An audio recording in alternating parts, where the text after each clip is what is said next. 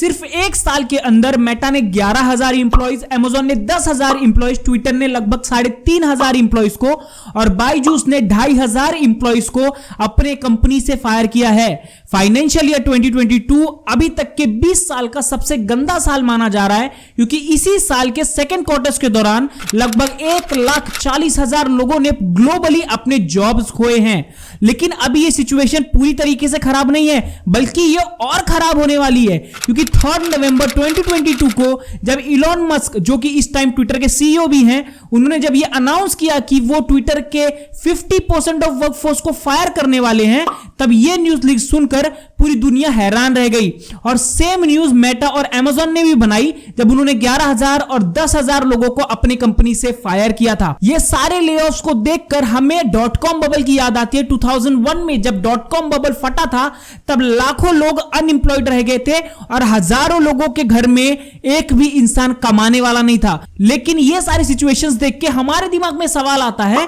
कि ये सारी कंपनीज अचानक से इतने सारे इंप्लॉयज को फायर क्यों कर रही है। तो आज के इस वीडियो में मैं आपको बताऊंगा 4 ऐसे वैलिड रीजन जिसके वजह से इतनी बड़ी बड़ी tech companies thousands and thousands of employees को अपने कंपनी से रातों रात फायर क्यों कर रही हैं। लेकिन उससे पहले अगर आप हमारे चैनल पे पहली बार आए हैं तो चैनल को सब्सक्राइब कर लीजिए, इस वीडियो को लाइक कर दीजिए और अपने दोस्तों के साथ शेयर कर दीजिए, ताकि उनको भी ये इतनी अच्छी नॉलेज प्रोवाइड हो सके। और अगर आप ऐसा और कंटेंट देखना चाहते हैं तो लगभग 50 से ज्यादा वीडियोस मैंने ऐसे ही केस स्टडीज पे बनाए हुए हैं, तो आप जाके उन्हें देख सकते हैं। और आप इस चैनल को सब्सक्राइब कर लीजिए, ताकि जब जब मैं ऐसे वीडियोस अपलोड करूं तो आपको नोटिफिकेशन जरूर मिले। बढ़ते हैं अपने वीडियो की तरफ।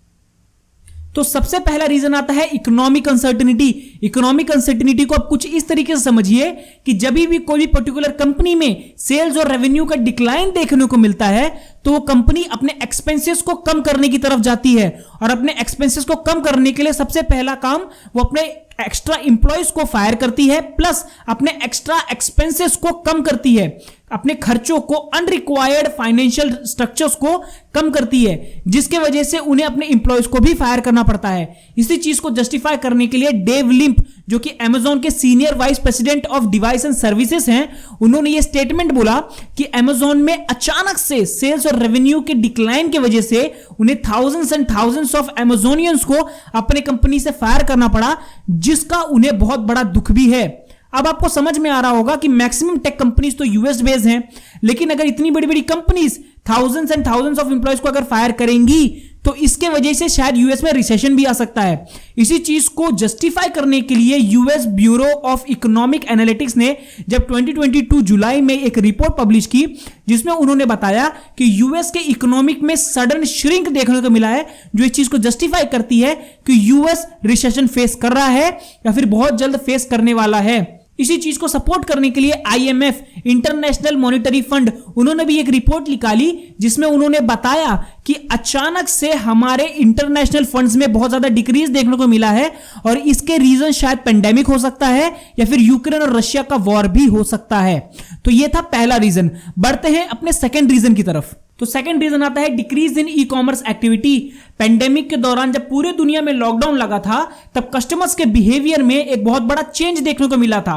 कि सारे के सारे कस्टमर्स ऑनलाइन शॉपिंग और ऑनलाइन कंजम्पशन की तरफ बहुत ज्यादा बढ़ रहे थे। फॉर एग्जांपल अमेजॉन हो गया, नेटफ्लिक्स हो गया, जिसके वजह से ये बड़ी बड़ी कंपनीज को अपने टेक सपोर्ट के लिए thousands and thousands of employees को हायर करना पड़ा, और उन्होंने उनको हायर भी किया जी। और उन्होंने उनको एक फ्रीडम दी कि वो अपने घर में वर्क फ्रॉम होम को कर सकते हैं, प्लस अगर वो चाहे तो हाइब्रिड मॉडल को फॉलो कर सकते हैं, जिसमें से वो कुछ टाइम वर्क फ्रॉम होम करेंगे और कुछ टाइम वो ऑफिस में आके बिताएंगे। लेकिन जब पेंडेमिक खत्म हो गया और लॉकडाउन पूरी तरीके से खुल गया, तब इन सारे इंप्लॉयज को जब बोला गया कि अब आप ऑफिस में फिजिकली आके काम कीजिए, तो सारी इंप्लॉयज ने अपने आप को अपने नेटिव प्लेस से शिफ्ट नहीं कर पाए, जिसके वजह से इन सारे इंप्लॉयज को इनके कंपनी से फायर कर दिया गया और इन सारे इंप्लॉयज ने अपने जॉब से हाथ धो दिया। इसी चीज को जस्टिफाई करने के लिए आईएमएफ, हार्वर्ड बिजनेस स्कूल और मास्टर कार्ड्स ने एक रिपोर्ट पब्लिश की है, जिसमें उन्होंने बताया है कि फिलहाल ई कॉमर्स का जो डिमांड है वो कोविड के डिमांड से बहुत ज्यादा नीचे आ चुका है, जिसके वजह से कंपनीज को अपने सेल्स और रेवेन्यू में घाटा देखने को मिल रहा है,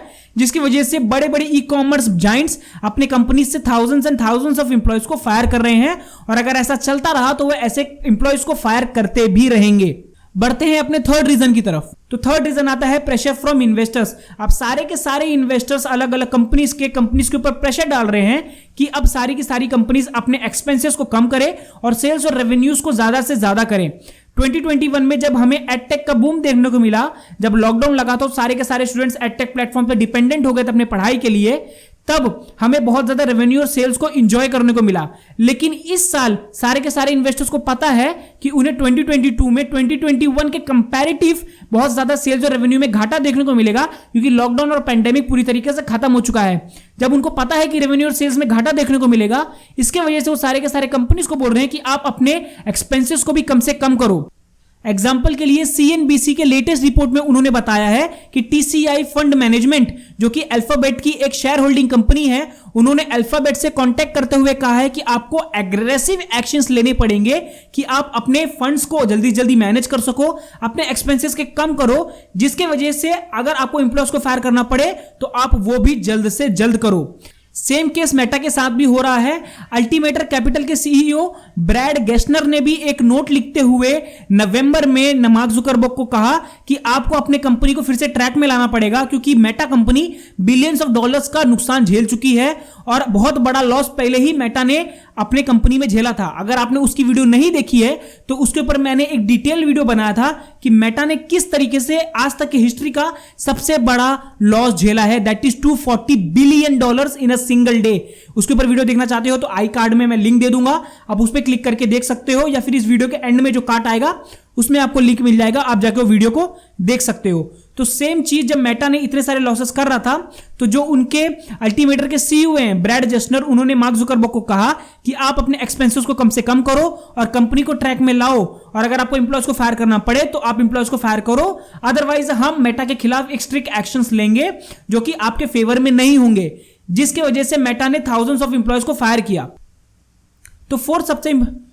सबसे इंपॉर्टेंट रीजन आता है डिक्लाइन इन रेवेन्यू। 3 नवंबर 2022 को जब ट्विटर के CEO इलॉन मस्क ने अपने हाफ ऑफ द वर्कफोर्स को फायर करते हुए कहा कि उनके कंपनी में रेवेन्यू के घाटे के वजह से उन्हें अपने वर्कफोर्स को फायर करना पड़ रहा है, तो यह एक हेडलाइन बन गई, क्योंकि ट्विटर में पहली बार उनके आधे वर्कफोर्स को एक झटके के अंदर फायर कर दिया गया था, जिसकी वजह से ट्विटर के ऊपर बहुत बड़ा इफेक्ट आया है। और इसका सिर्फ एक ही रीजन था कि उनके रेवेन्यू में घाटा देखने को मिला था, और ये इलॉन मस्क ने जस्टिफाई किया है कि ये सिर्फ ट्विटर नहीं कर रहा, अगर ऐसा ही चलता रहा और कंपनीज के रेवेन्यू में घाटा देखने को मिलता रहा तो कंपनीज के अंदर कोई और ऑप्शन नहीं बच जाएगा कंपनीज के पास कि वो अपने एम्प्लॉयज को फायर करे,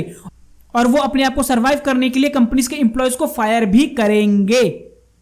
तो आपको समझ में आ गया होगा कि ये सारा मोमेंटम क्यों चल रहा है, ये सारे एम्प्लॉयज को फायर क्यों किया जा रहा है। तो ये सारे रीजन जो थे, इसके बारे में अगर आप पढ़ना चाहते हैं तो सारे आर्टिकल्स को मैं लिंक कर दूंगा अपने डिस्क्रिप्शन बॉक्स में, आप जाके पढ़ सकते हैं। कोई भी डाउट आता है तो मुझे व्हाट्सएप पे मैसेज कर सकते हैं, नीचे कमेंट में बता सकते हैं, या फिर इंस्टाग्राम पे फॉलो कर सकते हैं। लेकिन मेरे भाई 1 जनवरी आने से पहले हमें 1000 सब्सक्राइबर्स इस चैनल पे कंप्लीट करने हैं। सपोर्ट करो, चैनल को सब्सक्राइब करो और लगे रहो। मिलता हूं नेक्स्ट वीडियो में। बाय बाय, सायो नारा।